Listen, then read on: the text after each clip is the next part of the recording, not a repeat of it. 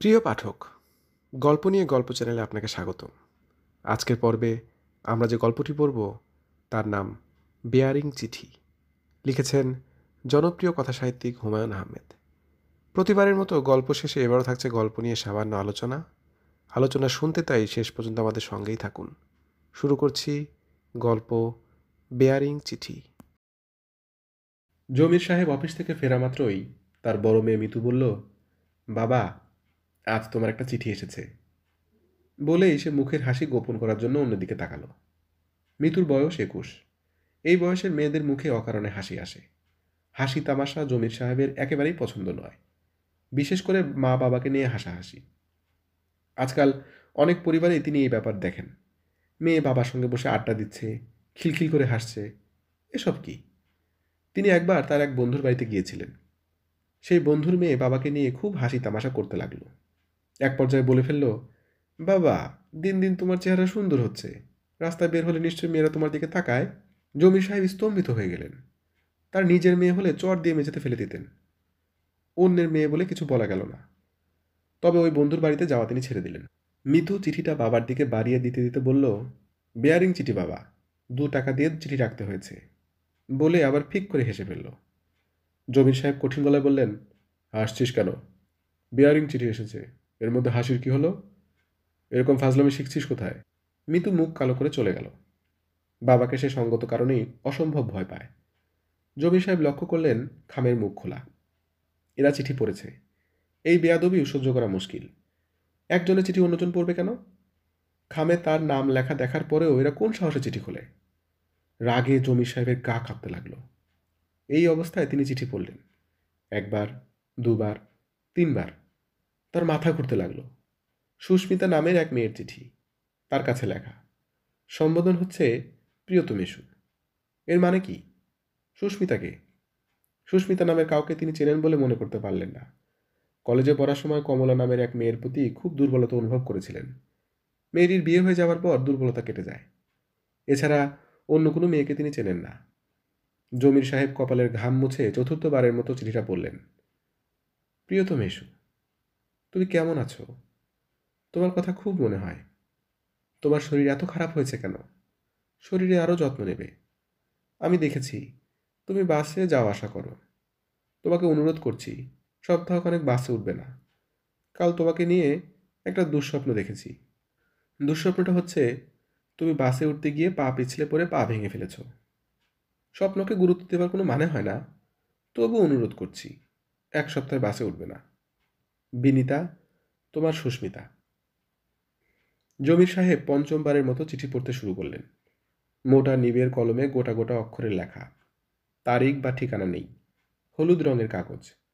কাগজ থেকে হালকা ন্যাপথলিনের গন্ধ আসছে। বাবা, তোমার চা। মিতু চায়ের কাপ এনে বাবার সামনে রাখল। তার মুখ থমথম করছে। বাবার ধমকের কথা সে এখনো ভুলতে পারেনি। জমির সাহেব মেয়ের দিকে তাকিয়ে অস্বস্তির সঙ্গে বললেন, কে লিখলো কিছুই তো বুঝতে পারছি না। সুস্মিতা নামের কাউকে চিনি না। মিতু বলল, চিনি হয়েছে কিনা দেখো। জমির সাহেব চায়ের চিনির ব্যাপারে কোনো আগ্রহ দেখালেন না। শুকনো গলায় বললেন, তোর মা এই চিঠি পড়েছে? হ্যাঁ। বলেছে কিছু? না। বুঝলি মিতু, সুস্মিতা নামের কাউকে চিনি না। আর ধর, যদি চিনতামও তাহলেও কি এইরকম একটা চিঠি কেউ লিখতে পারে? ছি ছি ছি, লজ্জায় আমার মাথা কাটা যাচ্ছে। মিতু ইতস্তত করে বলল, আমার কি মনে হয় জানো বাবা? আমার মনে হয় এই বাড়িতে জমির সাহেব বলে আগে কেউ ছিলেন। চিঠিটা তাকেই লেখা। জমির সাহেবের চোখ মুখ উজ্জ্বল হয়ে উঠল। এই সহজ সমাধান তার মাথায় কেন আসেনি বুঝতে পারলেন না। মিতু মেয়েটার মাথা তো বেশ ভালো, সায়েন্সে দেওয়া উচিত ছিল। গাধার মতো তিনি মেয়েটাকে আর্টস পড়িয়েছেন।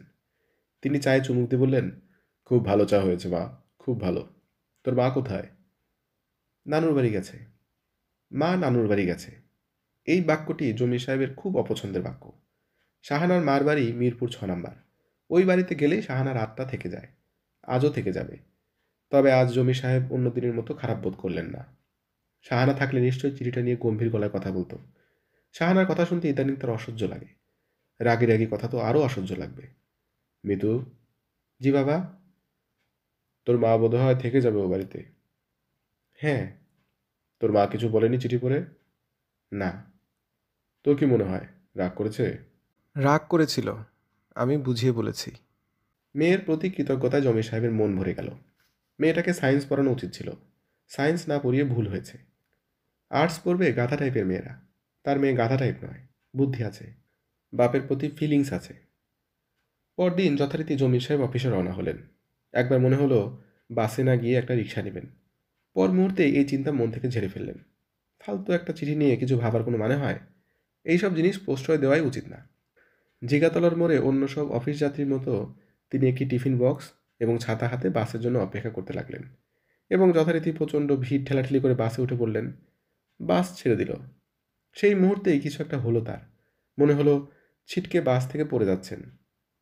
তিনি একসঙ্গে অনেক লোকের চিৎকার শুনলেন, থামো থামো থামো, এই রুক্কে রুক্কে। জমির সাহেব রাস্তায় ছিটকে পড়ে জ্ঞান হারালেন। জ্ঞান হলো হাসপাতালে। তার বাম পা হাঁটুর নিচে ভেঙে গেছে। এক জায়গায় নয়, দুই জায়গায়।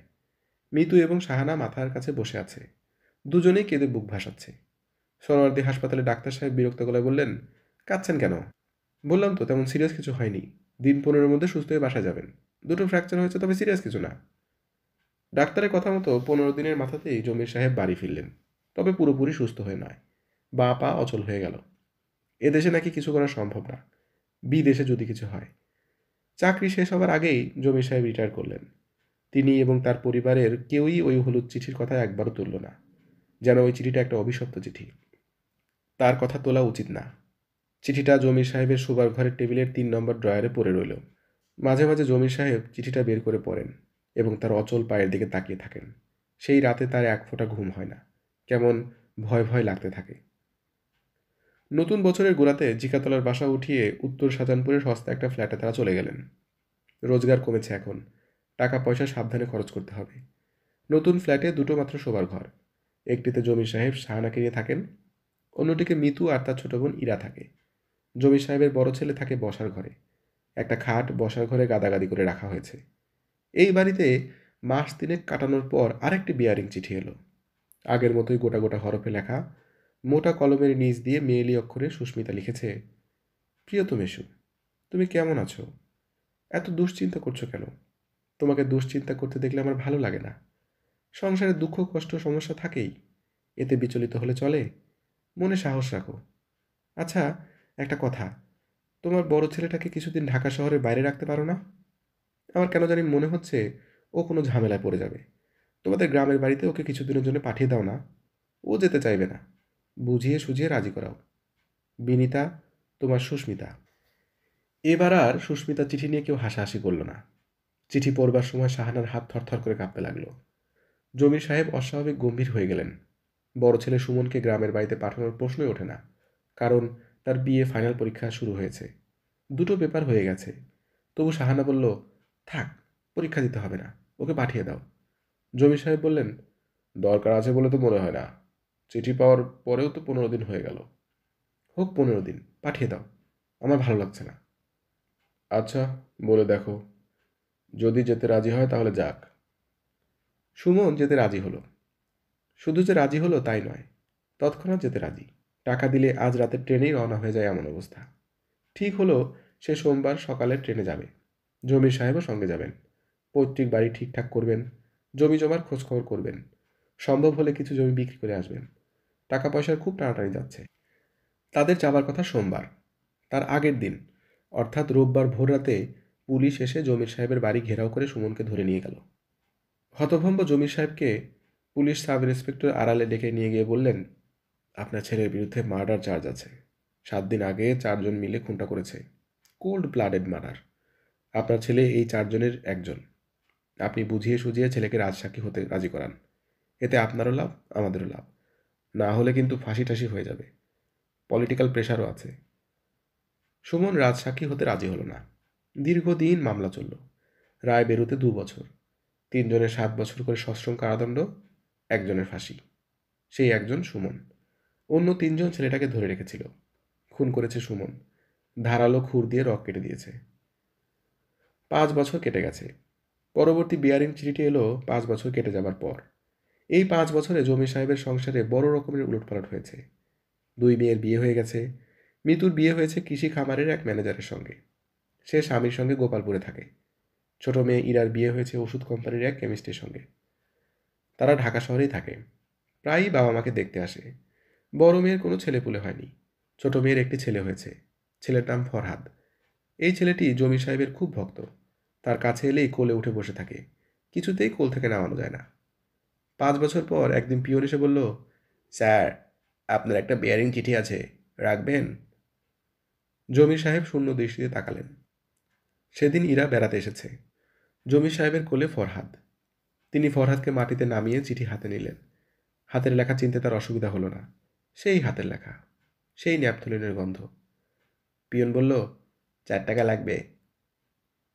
জমির সাহেব একবার ভাবলেন চিঠি রাখবেন না। তিনি তা বলতে পারলেন না। যন্ত্রের মতো পকেটে হাত দিয়ে টাকা বের করলেন। চিঠি পাঞ্জাবির পকেটে রেখে দিলেন।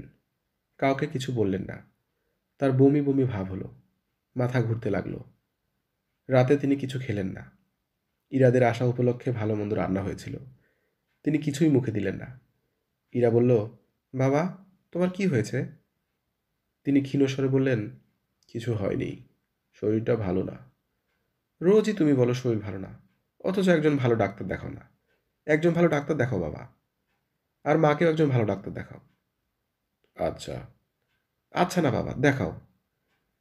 মেয়ে জামাই রাত 9টার দিকে চলে গেল। ফরহাদ গেল না। সে নানার সঙ্গে থাকবে। সারা রাত জমি সাহেবের ঘুম হলো না। পরদিন হু হু করে গায়ে জ্বর এসে গেল। জ্বরের মূল কারণ কাউকে বলতে পারলেন না। বেলা যতই বাড়তে লাগলো, জ্বরও ততই বাড়তে লাগলো। দুপুরের পর ঘাম হতে লাগলো। ইরা হতভম্ব হয়ে বলল, বাবা চলো তোমাকে ক্লিনিকে নিয়ে ভর্তি করি। আমার কিছু ভালো লাগছে না। তুমি এরকম ঘামছো কেন? হার্টের কোনো সমস্যা না তো? জমির সাহেব ক্ষীণ স্বরে বললেন, চিঠি পেয়েছি। চিঠি পেয়েছি মানে? কার চিঠি? বেয়ারিং চিঠি। ইরা দীর্ঘ সময় চুপ করে থেকে বলল, কি লেখা এবারে চিঠিতে? চিঠি পড়িনি। পড়ে দেখো। না পড়ে এরকম করছো কেন? হয়তো এবার কোনো ভালো খবর আছে। জমির সাহেব কাঁপা কাঁপা গলায় বললেন, ভয় লাগছে রে ইরা। ভয়ের কিছু নেই, দাও, আমার কাছে দাও, আমি পড়ি। ইরা চিঠি খুলে অত্যন্ত গম্ভীর হয়ে গেল। অন্যদের সেই চিঠি দেখালো। যারা দেখল প্রত্যেকেই গম্ভীর হলো। কারণ চিঠিতে কিছু লেখা নেই। সাদা একটা পাতা, শেষে নাম সই করা, বিনিতা, তোমার সুস্মিতা। এই সাদা না লেখা অংশে কি বলতে চাচ্ছে সুস্মিতা? কে সে? কেনই বা সে চিঠি লেখে? আবার আজ কেনই বা লিখল না? প্রিয় পাঠক, এতক্ষণ আপনি শুনলেন জনপ্রিয় কথাসাহিত্যিক হুমায়ুন আহমেদ রচিত গল্প বেয়ারিং চিঠি। এক অনিশ্চিত পৃথিবীতে আমাদের বসবাস। অনিশ্চিত পৃথিবীতে বাস করে আমরা সবাই কাটাই এক অনিশ্চিত জীবন। আমরা কেউই জানি না কালকে আমাদের সাথে কি হতে চলেছে। আমরা এও জানি না এই মুহূর্তের পরের মুহূর্তে আমাদের সাথে কি ঘটবে। আমাদের জীবনের সব কিছুই এমন অনিশ্চিত। কিন্তু মজার ব্যাপার হলো, এই অনিশ্চিত জীবনকে আমরা কোনো এক অদ্ভুত কারণে নিশ্চিত ভেবে নেই। আর এই নিশ্চয়তার মধ্যে যখন কোনো আচমকা ঘটনা ঘটে যায়, তখন কিন্তু সেটাকে আমরা জীবনেরই একটা পার্ট বলে ভেবে নেই, জীবনের নিয়ম বলে মেনেও নেই। জীবন চলতে থাকে জীবনের নিয়মে। কিন্তু প্রশ্ন হচ্ছে, বেয়ারিং চিঠি গল্পের জমির সাহেব কেন তার জীবনের এই অনিশ্চয়তাকে মেনে নিতে পারছেন না? আসুন ব্যাপারটা খতিয়ে দেখা যাক। গল্পের শুরুতেই আমরা দেখি একটা বেয়ারিং চিঠি এসে হাজির হয়েছে জমির সাহেবের বাড়িতে। বেয়ারিং চিঠি বলতে সাধারণত সেই সব চিঠিকেই বোঝায় যেসব চিঠি যার ঠিকানায় আসে তাকেই টাকা দিয়ে নিতে হয়। প্রাপক যদি টাকা দিয়ে সেই চিঠি গ্রহণ না করে, তবে চিঠিটা ফেরত যাবে প্রেরকের কাছে কিংবা পড়ে থাকবে পোস্ট অফিসে। কিন্তু অবাক করা বিষয় হলো, জমির সাহেবকে যিনি এই চিঠি পাঠিয়েছেন তার ঠিকানা চিঠিতে লেখা নেই। কেবল চিঠির শেষে সুস্মিতা নামটা লেখা। প্রথম পড়ায় চিঠিটাকে কিন্তু তেমন ভয়ঙ্কর কিছু মনে হয় না। কেবল মনে হয় কেউ একজন খুব আদুরে ভঙ্গিতে জমির সাহেবের ব্যাপারে খোঁজ খবর করছেন এবং তাকে নিয়ে একটু দুশ্চিন্তা করছেন। এই যা স্বপ্নে দেখেছেন, বাসে উঠতে গিয়ে জমির সাহেব পা পিছলে পড়ে পা ভেঙে ফেলেছেন। তাই তিনি জমির সাহেবকে সাবধান করে দিচ্ছেন তিনি যেন বাসে না ওঠেন। মজার ব্যাপার হলো, গোটা চিঠিতে কিন্তু একবারের জন্যেও কোথাও জমির সাহেবের নাম লেখা ছিল না। কেবল লেখা ছিল প্রিয়তমেশু। তারপরেও কেন জমির সাহেব ধরে নিলেন এটা তার কাছেই লেখা চিঠি, তার ঠিকানায় এসেছে বলে? যাই হোক, পরদিন সকালবেলা তিনি একবার ভাবলেন বাসে যাবেন না।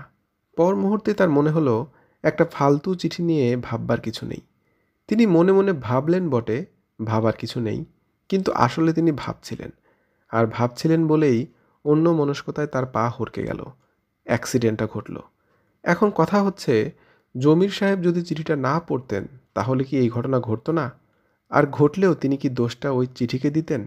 না, দিতেন না। তিনি এটাকে জীবনের নিয়ম বলেই মেনে নিতেন। ভাবতেন তার জীবনে এটা ঘটে গেছে। এমনকি চিঠিটা যদি তিনি না পড়তেন তাহলে হয়তো তিনি জানতেও পারতেন না তার জীবনে এই চিঠির প্রভাবেই এমন একটা ঘটনা ঘটবে। বরঞ্চ তিনি একে জীবনের স্বাভাবিক নিয়মেই মেনে নিতেন। মূলত এখানেই সমস্যাটা হয়েছে। মানুষ যখন জানতে পারে তার এই অনিশ্চিত জীবনে এই ঘটনা ঘটবে এবং নিশ্চিতভাবেই ঘটবে, তখনই সমস্যার শুরুটা হয়, যেমনটা হয়েছে জমির সাহেবের ক্ষেত্রে। আমরা যদি চিঠির ব্যাপারটা বাদ দেই, যদি ধরে নেই গল্পে কোনো চিঠিই আসেনি, তাহলে এই গল্পটা কেমন দাঁড়াতো? আমরা দেখতাম একদিন জমির সাহেবের একটা অ্যাক্সিডেন্ট হয়েছে, তিনি পা ভেঙে অচল হয়ে বিছানায় পড়ে গেছেন। এরপর একদিন তার ছেলে একটা খুন করেছে, তাতে তার ফাঁসি হয়েছে। এরপর অনেক বছর সুখে শান্তিতেই থাকেন জমির সাহেব, পরে একদিন হার্টের অসুখে মারা যান। ব্যাস, এই তো গল্প। গল্পে কোনো আদি ভৌতিক বিষয়ই নেই। অর্থাৎ জীবন এখানে জীবনের নিয়মেই চলেছে জমির সাহেবের ক্ষেত্রে, যেমনটা আর সব মানুষের ক্ষেত্রেই চলে। কেবল গল্পের ভৌতিক এলিমেন্ট যুক্ত হয়েছে এই চিঠির কারণে। অর্থাৎ আমাদের অনিশ্চিত জীবনে যখন কেউ এসে বলে এই ঘটনা ঘটবে আমাদের জীবনে, তখনই তা আসলে ভীতিকর হয়ে দাঁড়ায়। হুমায়ুন আহমেদ প্রচুর আদিভৌতিক ধরনের গল্প লিখেছেন। এই গল্পটাও ঠিক সেই ক্যাটাগরিরই একটা গল্প, আর হুমায়ুন আহমেদ এতে সব দিক দিয়ে সফল। সবাইকে শুভকামনা জানিয়ে আজকের মতো বিদায় নিচ্ছি। সবাই ভালো থাকবেন, সুস্থ থাকবেন। কথা হবে পরবর্তী কোনো গল্পে। ধন্যবাদ।